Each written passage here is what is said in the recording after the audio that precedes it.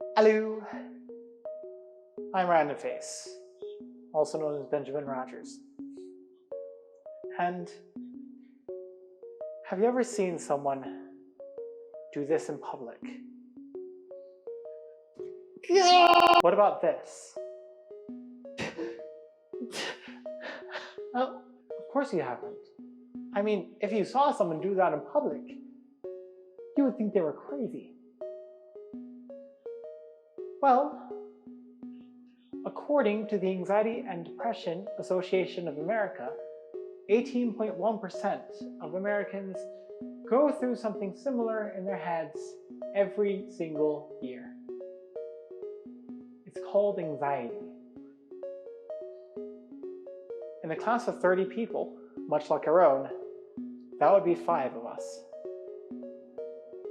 Now, I am thought to have anxiety alongside Asperger's, minor OCD, and some depression, which runs in my family.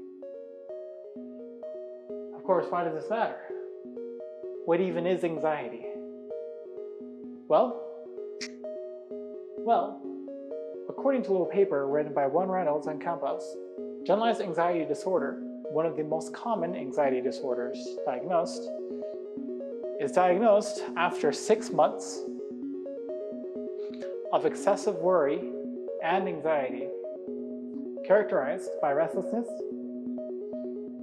being easily fatigued, and general irritability. According to the same paper, such symptoms and the disorder itself could have a major impact on your social, occupational, and other major important areas of your life.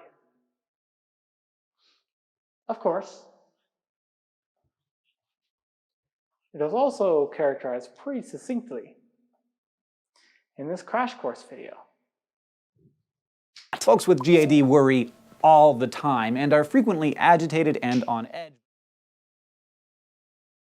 Of course, why care? How does it even affect us? How would it even affect people other than, irritability, social, occupational, and major impacts on your life? How else can it affect you?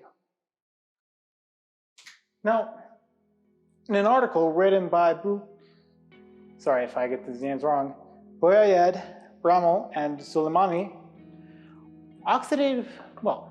to quote them, oxidative damage in the brain causes nervous system impairment, and oxidative stress has also been implicated in depression, anxiety disorders, and high anxiety levels, which is to say that anxiety causes oxidative damage, which can damage your cells.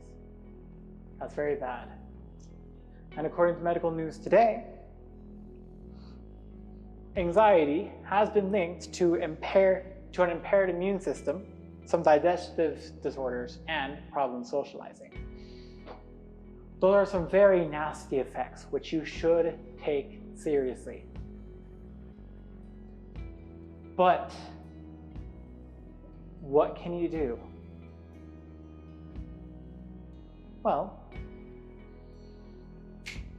first off, this includes staying healthy, which is exercising regularly, eating healthy, and getting enough sleep. When your body is going through a lot of anxiety, your body is using up energy.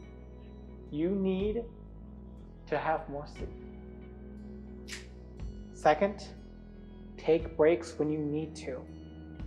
This includes learning relaxation techniques, taking deep breaths, taking naps like I mentioned, as well as stepping back from a situation which is causing you high anxiety to do things like listening to music. There's also being positive. Having a positive attitude when you can is very, very important. Doing volunteer work, going out, remembering to be proud of what you can do, and doing your best to not be overwhelmed by it all. But most importantly, remember to seek help if you need it. It is not something to be ashamed of. And if it gets to be too much for you, seek out a therapist or doctor. There are also several hotlines that you can call in case it all gets too much for you. Do not be ashamed to use those resources and ask for help. So, to summarize, anxiety is characterized by an excessive worry and fear over the period of 6 months.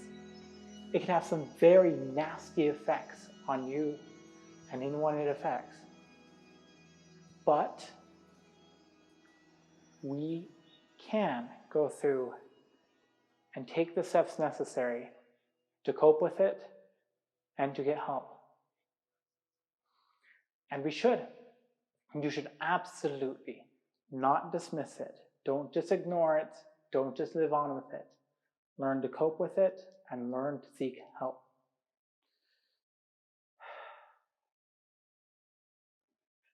Please remember that.